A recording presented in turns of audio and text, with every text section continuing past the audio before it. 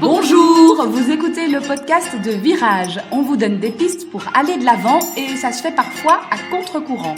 Si face à un problème, quel qu'il soit, vous vous êtes déjà dit « j'ai tout essayé, rien ne va, je ne sais plus quoi faire », alors vous êtes au bon endroit.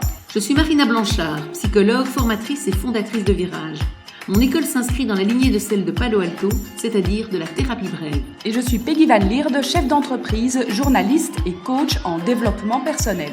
Ensemble, nous vous proposons des réflexions pour avancer autrement. On accueille Marie aujourd'hui, Marie Van Lierde, qui est psychologue. Bonjour Marie. Bonjour. Bonjour Marie. Marie, effectivement, donc, est psychologue et Marie s'est spécialisée d'abord dans l'accompagnement des jeunes. Au départ, tu faisais du coaching scolaire même. Hein. Oui, tout à fait. Oui, et en plus, comme tu es à Louvain-la-Neuve, c'était un beau contexte pour le faire. Et puis, tu as diversifié. Et donc, aujourd'hui, tu reçois en thérapie brève et tu travailles aussi avec l'hypnose. Tu travailles avec les traumas aussi. Oui, donc, tout à fait. Oui. Alors, on va revenir à tes premiers amours, donc les jeunes. Oui, tout à fait. Leur motivation, Oui.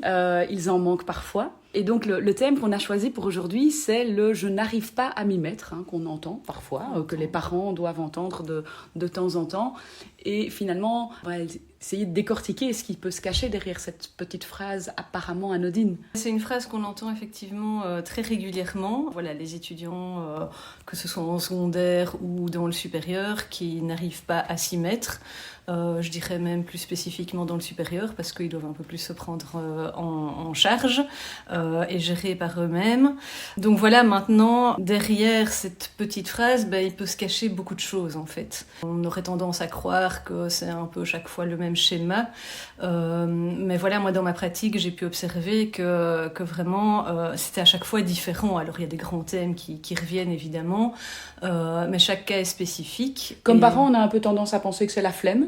Oui, oui, tout à fait. Hein. Donc, et souvent, les parents, du coup, sont un peu derrière leur jeune, à leur mettre la pression. Il faut que tu t'y mettes.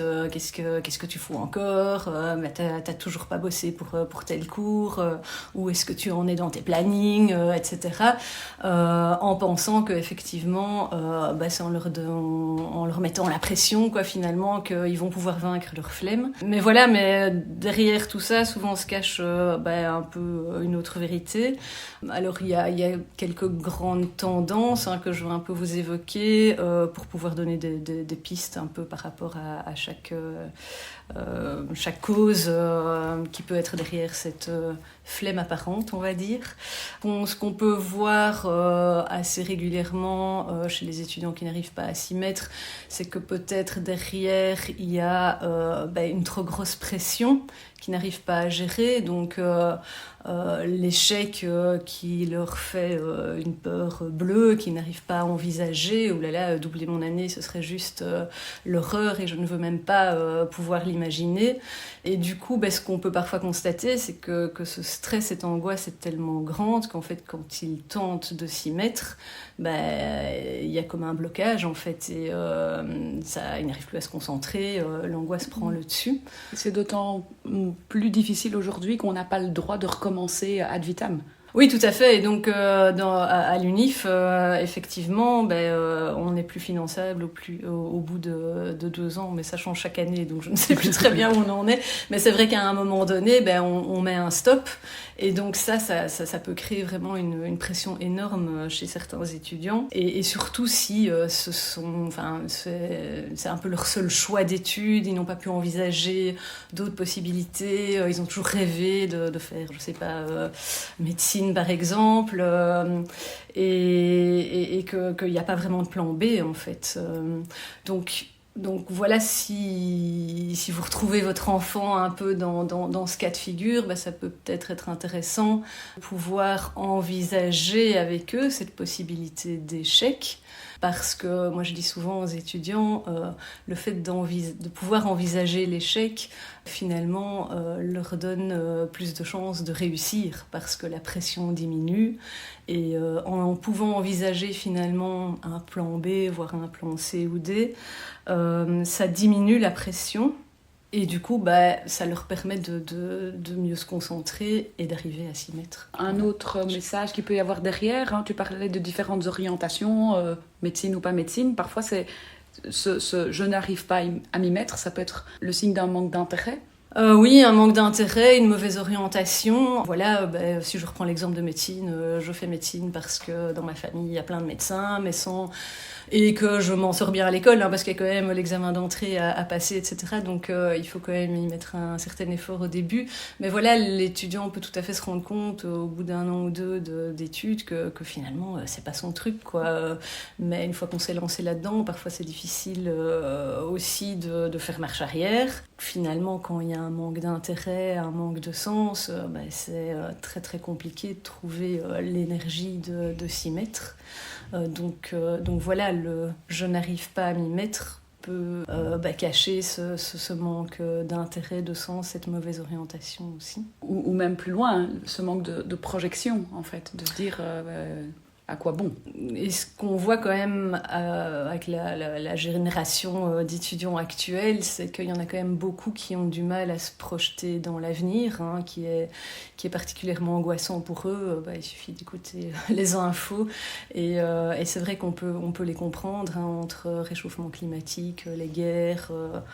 Voilà, il y a eu la crise sanitaire aussi, tout ça fait que je constate qu'il y a quand même pas mal de jeunes qui vivent un peu au jour le jour, entre guillemets, en se disant profitons du présent parce qu'on ne sait pas trop ce qui nous attend.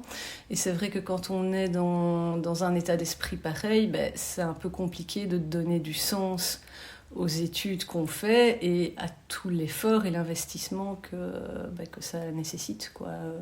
Et du coup, oui, difficulté à s'y mettre dans ces cas-là aussi. En fait, quand je t'entends, Marie, ce qui est important finalement pour la maman, le papa qui se retrouve face à un étudiant qui dit « je sais pas m'y mettre, j'arrive pas à travailler, etc. », c'est d'aller chercher. Donc c'est important de prendre le temps, comme on dit au début, plutôt que de dire « tu dois, allez, donne un beau coup, courage, vas-y, mets-toi-y ».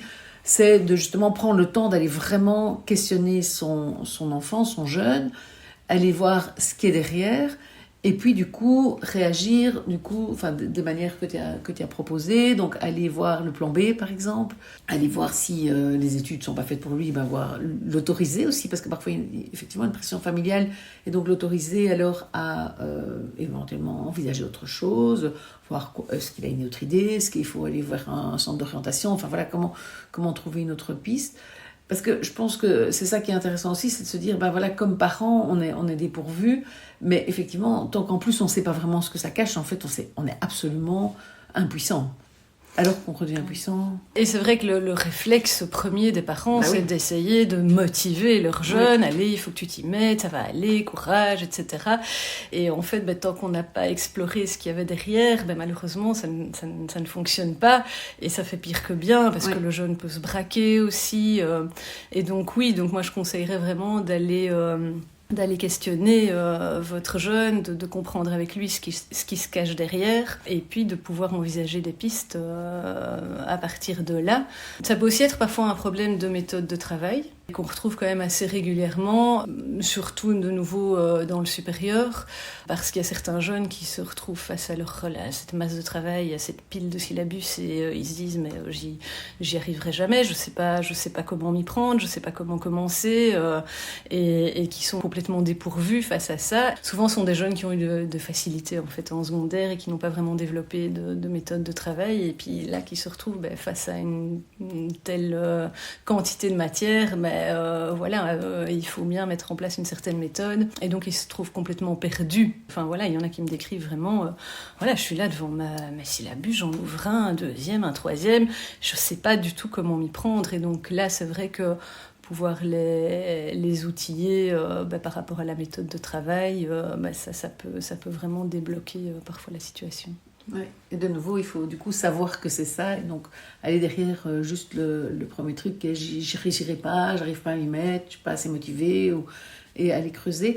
Alors après, je me dis aussi, il y a parfois vraiment simplement un peu donc les parents qui ont dit à leur enfant ou à leur jeune mets-toi-y, allez courage, maintenant tu fais l'effort, etc. Peut-être, je me dis, pour certains ça peut fonctionner, et ce qui est intéressant surtout, c'est de se dire, si ça n'a pas fonctionné pour vous avec votre enfant, alors allez voir derrière, parce que c'est vrai que parfois un coup de pied au derrière. Oui, tout à fait. Donc parfois effectivement, Ça suffit. il y a dans pas mal de situations, je pense que voilà, ça suffit de les pousser, de peut-être les menacer à un moment donné, mais de les pousser à se mettre au travail peut fonctionner dans plein de situations. Maintenant, c'est vrai que ceux que moi je reçois en consultation, ce sont ceux où ça n'a pas marché. Je me dis, il y a aussi ce côté, tu l'évoquais, de tout d'un coup, il y a beaucoup de matière, et surtout si j'ai eu facile avant, mes secondaires se sont passés comme ça, un peu sans trop faire d'efforts. Oui, je revoyais bien quelques exercices de maths, mais enfin voilà. Et tout d'un coup, j'ai cette masse de matière, et pour certains, il y a aussi l'effort à faire simplement. Enfin, ce sens de l'effort qui tout d'un coup doit être là et qui n'est pas forcément... Oui, tout à fait. Donc ça, c'est un peu plus ceux qui ont la flemme. Et effectivement, et ce sont de nouveau souvent ceux qui ont eu des facilités en secondaire et qui n'ont pas appris ce sens de l'effort, où tout leur est toujours tombé du ciel. Et donc c'est vrai que c'est un apprentissage à faire et à prendre conscience que en fournissant un certain effort, on est récompensé dans un deuxième temps. Et donc parfois je dis même aux parents d'enfants plus jeunes en secondaire qui ont des difficultés, qui galèrent, je leur dis il apprend et ça lui servira plus tard, quoi. Et c'est vrai, c'est super vrai. Et puis en allant gratter derrière, parfois on trouve en fait aussi des scénarios moins directement liés aux études, d'autres problèmes en fait qui sont sous-jacents et qui fait que le jeune l'exprime en je ne m'y mets pas. Un mal-être, on est parfois qui sont un peu envahis par des pensées, des émotions liées par exemple à une rupture amoureuse ou à des difficultés relationnelles avec leurs amis. J'ai aussi une étudiante là dernièrement qui était vraiment angoissée à l'idée de se retrouver seule, et donc elle comblait en fait tous ces moments par des sorties, etc. Et donc finalement ses cours, elle n'y touchait pas des masses parce que elle était tout le temps en sortie, le lendemain crevée, etc. Et donc oui, forcément j'arrive pas à m'y mettre de nouveau, mais on voit que derrière il y a une problématique complètement différente et même pas nécessairement liée aux études, quoi. Avec l'approche concrète de la thérapie brève, c'est vrai que ce qui est intéressant, et je me dis ça pourrait être intéressant pour les parents parfois de se poser la question, c'est vraiment, si on est face aux jeunes, on va dire, au moment où tu es devant tes cours, qu'est-ce que tu te dis, qu'est-ce qui se passe? Et c'est là qu'on va avoir la réponse, je me dis que c'est pas la peine, ou je me dis que je sais pas par où commencer, et ça va donner des pistes qui vont peut-être permettre de savoir plutôt dans quel scénario, parmi ceux que tu as présentés, serait ce jeune-là. Et donc, je me dis que pour les parents, c'est peut-être intéressant juste de poser cette question-là qui est très facile à poser et finalement assez facile à répondre pour le jeune, de se dire, une fois que je suis assis devant mes cours, qu'est-ce qui se passe dans ma tête? Est-ce que mes idées s'évadent? Est-ce que je pense à mon ex? Qu'est-ce qui fait que en fait, j'arrive pas à démarrer. Pouvoir questionner le jeune à partir de là et de comprendre exactement comment ça se passe quand le jeune tente de s'y mettre. Oui. Déjà, est-ce qu'il tente de s'y mettre? C'est ça, oui. Et s'il tente de s'y mettre, comment ça se passe exactement? Qu'est-ce qui se passe dans sa tête? Qu'est-ce qu'il essaye de faire? Qu'est-ce qu'il ressent? Est-ce qu'il y a du stress qui monte à ce moment-là? De l'énervement, de la frustration? Et comment est-ce qu'il tente de faire face à tout ça pour arriver à étudier comme il le voudrait? Et malheureusement, ça ne fonctionne pas. Et donc, à partir de là, ça peut effectivement donner des pistes pour l'aider à trouver une solution par rapport à ses difficultés à s'y mettre. Super, oui. Marie, merci mille fois d'avoir donné comme ça toutes des pistes très concrètes, je trouve, pour les parents, pour aller plus loin. Et même pour des jeunes qui voudraient écouter, ça peut aussi les aider à rebondir et à retrouver une autre manière de s'y mettre. Avec grand plaisir. Au revoir. Au revoir. Quelques clés dans ce nouvel épisode, mais parfois ça ne suffit pas. Et donc rien de tel que de se faire accompagner si on souffre ou si on a un problème. N'hésitez pas pour cela à prendre rendez-vous avec un coach ou un thérapeute en thérapie brève.